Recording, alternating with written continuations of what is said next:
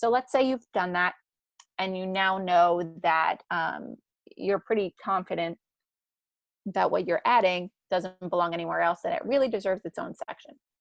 So you would go and just place your cursor in the general area where you want your section to go. And when I say section, I mean something with a heading. Like, for example, on my screen now you see activism and later years and career.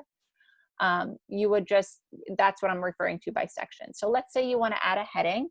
So you will go up here, place your cursor where you want the heading to go for your new section. You go up to your formatting bar, select paragraph and then heading. So you would type, so I have sample heading here. All I need to do is hit enter and return, and my text will default back to the general regular text. So we have, okay, and you can just keep typing and build out your section from there. So that's how you add new sections. One thing I will mention, we get a question about style and order of articles.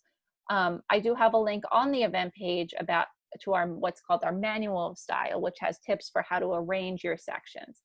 When writing about a person, it's best to write about their life after talking about their notability in the first lead paragraphs. When you start to actually talk about their life, you want to do it chronologically. So you would start with early life and education, then career, and so forth. So you always want to do it. And if it's somebody who's no longer living, you would put death and legacy at the end and really build it out from there. But a good rule of thumb is to do it chronologically, from the time of their birth to the time of their death, if that applies, or from the time of their birth to the work that they've done in their career and so forth.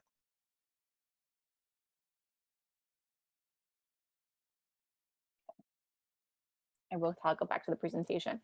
I will be doing some more demos, but I just want to make sure that we are on par. So at this point, we should know how to select our visual editor, click it within the text to add text. We should know how to add citations.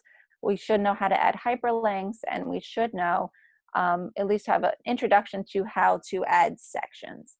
Now, the last thing I will show you within this section is how to add photos. So as I previously mentioned, photos that are on Wikipedia, if you ever are in an article and you see a photo, that means that somebody went to another website within Wikimedia called Wikimedia Commons and uploaded a photo to Wikimedia Commons, and then somebody went to Wikipedia and inserted that photo from Wikimedia Commons into Wikipedia. All that is to say that all photos on Wikipedia must live in Wikimedia Commons first. The reason for this is Wikimedia Commons asks you questions about copyright of the photo, and if you're giving up your copyright or you know that there is no copyright on a photo, and that's sort of why Wikimedia Commons exists, and it helps us address that copyright issue before uploading photos into Wikipedia. Wikimedia Commons is also a great place to find photos that don't have any rights attached to them. If you ever just need a photo of something as simple as a flower or something generic, if you ever need something for a publication, you can go to Wikimedia Commons and search for it there and find photos that don't have any rights attached to them. So let's say I'm in a Wikipedia article and I want to insert a photo. All you would need to do, again, is go to the article. You could place your cursor where you want in the general area where you want the photo to go. So let's say I want the photo on the right side of the page. I'm just going to click on the right side of the page. Now I can go up to Insert, Images and Media. Once I click that, what's happening now is the Wikipedia article, or Wikipedia, is communicating with Commons to open Commons within Wikipedia. Keep spelling her name wrong. So I'm just going to type in the subject of the article I'm working on, and Wikipedia will go into Wikimedia Commons and pull all the photos that we're permitted to use. So I'm going to find, for example, a photo and use this image. Now, you can go ahead and caption your image. You actually can include hyperlinks to Wikipedia within that caption. You can really customize it. And alternative text refers to if somebody is visually impaired, it's what their reader will tell them about the photo. So if you want to use that, you can just physically describe the photo. So once you've done that, you click insert and the photo will just appear on the right side of the page. So that's how you include a photo. Now briefly, because it's similar, I'm going to show you how to do a photo box, an info box rather. So of course, an info box is this section on the right side of the page where you'll see information about a person. It always, if it exists, it's always going to be at the top right of a Wikipedia article. So let's say you're writing an article or working on an existing article that doesn't have one of these and you want to include one. So I'm going to delete hers.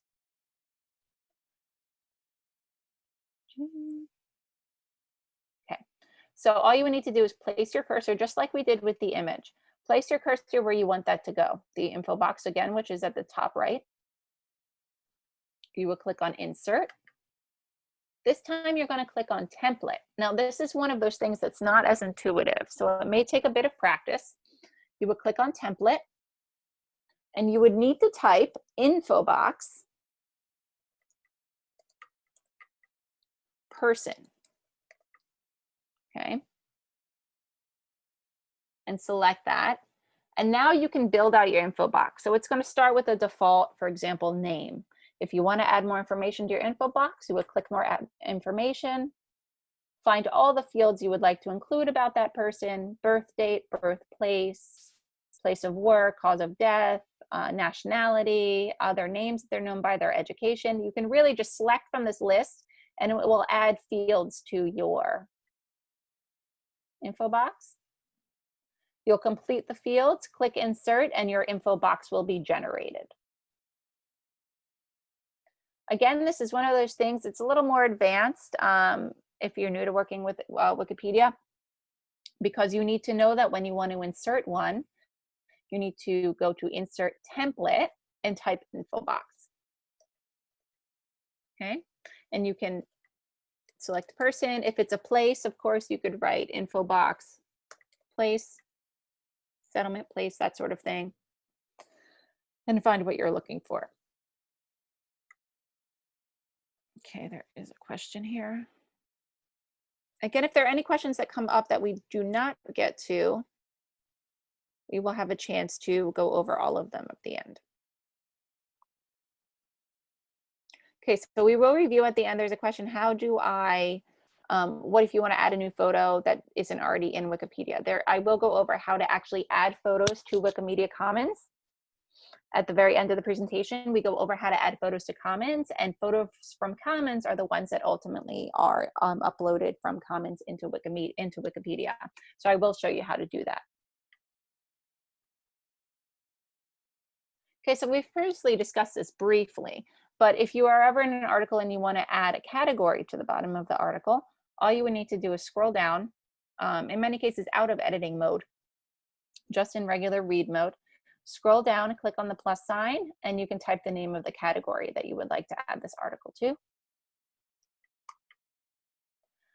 And when you are ready to publish, you want to make sure that you click the blue Publish Changes button. I do highly recommend publishing frequently. So even if you're not done working on an article, just keep publishing and publish and publish and come back to it and click edit and work more and then publish again. You want to make sure that you are saving. That ultimately, of course, will save what you're doing and help to make sure you don't lose any of your changes. It's important to know that if anyone is editing the same article as you at the same time, if they say first, your edits that you're working on will be lost and you'll have to start all over again. So please make sure that you save often. So a couple tips.